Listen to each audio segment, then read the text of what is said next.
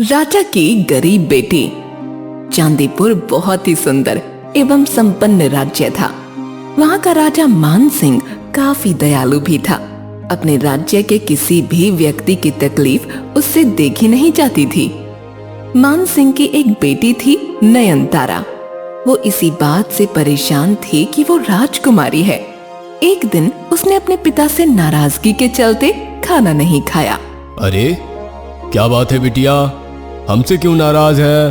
क्योंकि आप राजा हैं। तो इसमें नाराज होने की क्या बात है? हमारा परिवार है राजा महाराजाओं का। बस यही मेरी नाराजगी की वजह है। अरे साफ साफ बताओ ना बिटिया, क्या बात है? बात यह है कि आप राजा हैं, मैं आपकी बेटी हूँ और मैं राजकुमारी हूँ। हाँ तो ये तो अच्छी बात है ना। ये शानो शौकत, हर समय आसपास सिपाही। ये अच्छी नहीं, बहुत बुरी बात है। मुझे नहीं अच्छा लगता ये सब। मैं कुछ नहीं कर सकती अपनी मर्जी से। जहाँ भी जाओ आपके सिपाही मेरे पीछे आ जाते हैं। मेरी कोई सहेली भी नहीं है। सारा दिन बस राजमहल के एक कमरे से दूसरे कमरे में टहलते रहो। ये सब सुनकर मान सिंह हंसने लगे। अरे ये सब तो तुम्हारी सुरक्षा के लिए ही है ना, ताकि कहीं कोई तुम्हें नुकसान ना पहुंचा दे। मुझे कोई क्यों नुकसान पहुंचाएगा पिताजी? आपका कोई दुश्मन भी नहीं है। आप अपनी प्रजा का इतना ध्यान रखते हैं। पर बिटिया, राजकुमारी का जीवन ऐसा ही होता है। हम राजा हैं तो राजा की तरह ही रहेंगे ना। मैं परेशान हो गई हूँ इस तरह रहने से। अब ऐसा कीजिए कि थोड़ी दिन मेरे आसपास से पहरा हटवा दीजिए। मुझे थोड़ा आराम से रहने दीजिए। मान सिंह को समझ नहीं आ रहा था कि वो क्या करें, पर बेटी की जिद के आगे वो झुक जाते हैं और 1-2 दिन के लिए नयनतारा के आसपास से पहरा हटवा देते हैं। नयनतारा को तो जैसे पंख ही लग जाते हैं। सारा दिन महल में यहाँ से वहाँ घूमना, कभी राजमहल के मैदान में दासियों के साथ मस्ती करना, कभी बावड़ी से स्वच्छंद पानी पीना। ये सब 1-2 दिन चलता है और फिर राजा के पास खबर आती है कि राजकुमारी ने आज फिर से खाना नहीं खाया। अरे अब क्या हो गया बिटिया? जो तुमने कहा वो हमने कर दिया। पहरा हटा तो दिया, अब क्या हुआ? पहरा तो हटा दिया, पर मैं हूँ तो अब भी महल के अंदर ही ना। पहले भी अंदर ही थी, अब भी अंदर ही हूँ। तो क्या चाहती हो बिटिया? मुझे बाहर जाना है, राज्य के लोगों से घुलना मिलना है, सहेलियाँ बनानी है। नहीं नहीं बिटिया, अब ये तो नहीं हो पाएगा। ऐसे कैसे होगा? नयनतारा मान सिंह की तरफ मुड़ती है। सब हो सकता है पिताजी, मैंने सब सोच लिया है। हमारे ही महल में एक दासी है जो पास के गांव में ही रहती है। मैं उनके घर उनकी बहन बनकर रहूंगी। किसी को कुछ पता नहीं चलेगा। अरे नहीं बेटिया, ऐसे कैसे हो सकता है? तुम एक छोटे घर में कैसे रह पाओगी? कुछ नहीं होगा पिताजी। मुझे वैसे भी ये बड़े बड़े कमरे और सोना चांदी पहने रहना अच्छा नहीं लगता। थोड़े दिन सादा जीवन बिताना है। फिर वही होता है। मान सिंह अपनी बेटी के आगे हार मान लेते हैं और उसे दासी के साथ उसके घर रहने के लिए भेज देते हैं। नयनतारा को 1-2 दिन थोड़ी परेशानी तो होती है, पर उसे वहां रहना किसी कैद से आजादी जैसा लग रहा था। कुछ दिन में वो दासी के घर में कामकाज में हाथ भी बटाने लगती है। अरे आप मत कीजिए राजकुमारी जी, मुझे दंडित किया जाएगा।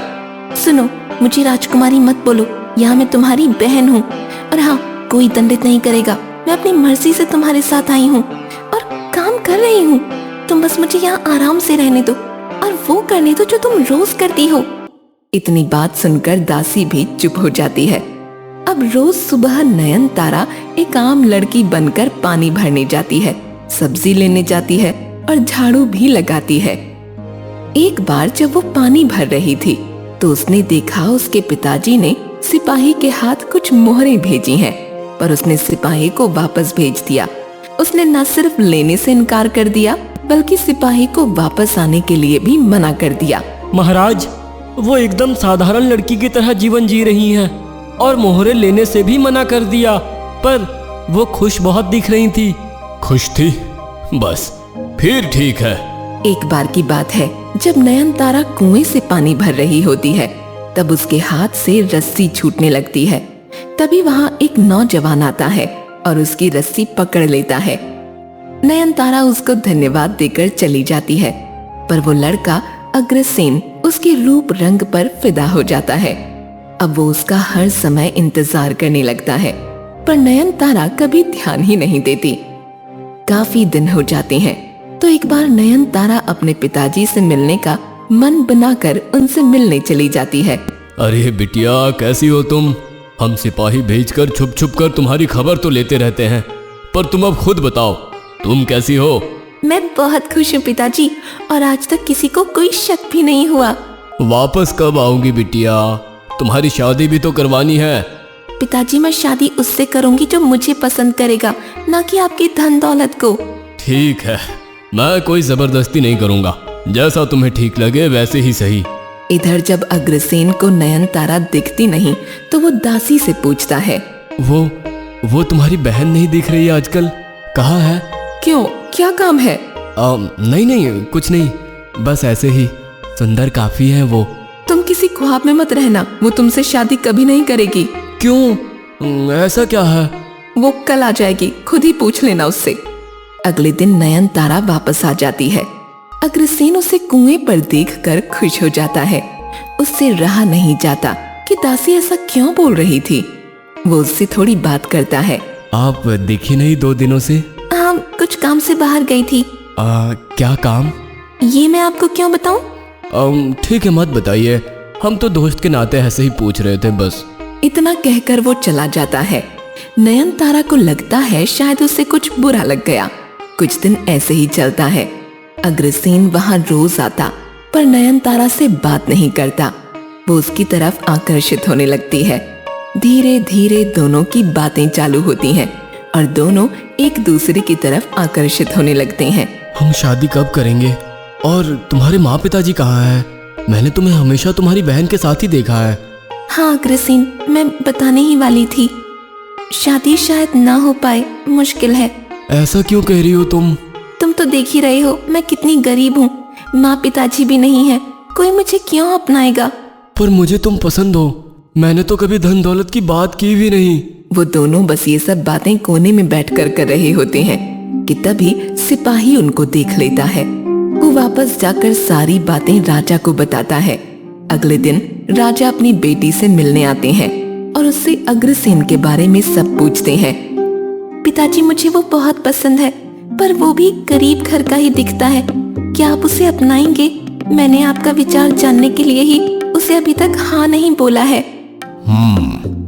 अगर तुम्हें अपने लिए वो सही जीवन साथी लग रहा है तो फिर ठीक है, पर तुम ये जान लो, कुछ दिन तंगी में रहना अलग बात होती है और जिंदगी भर निभाना अलग बात होती है। उसे अभी ये भी नहीं पता है कि तुम राजकुमारी हो, तुम्हें ऐशो आराम में रहने की आदत रही है। वो तुम्हारी जरूरतों का पता नहीं कितना ख्याल रख पाएगा। सबसे पहले उसे सच्चाई बताओ। जी पिताजी, मैं आपकी बात समझ गई और मैं तैयार हूँ। नयनतारा की बात मानकर वो उसे अग्रसेन से शादी के लिए हाँ कह देते हैं और वापस राजमहल लौट आते हैं। इधर नयनतारा अग्रसेन को सब बताने के लिए मन बना लेती है और हिम्मत करके सब बता भी देती है। क्या राजकुमारी?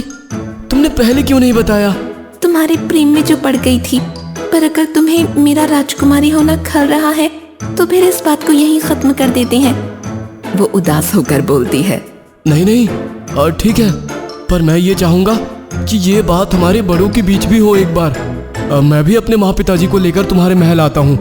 बस ये बात करके नयनतारा वापस राजमहल लौट जाती है और अग्रसेन अपने घर बात करता है।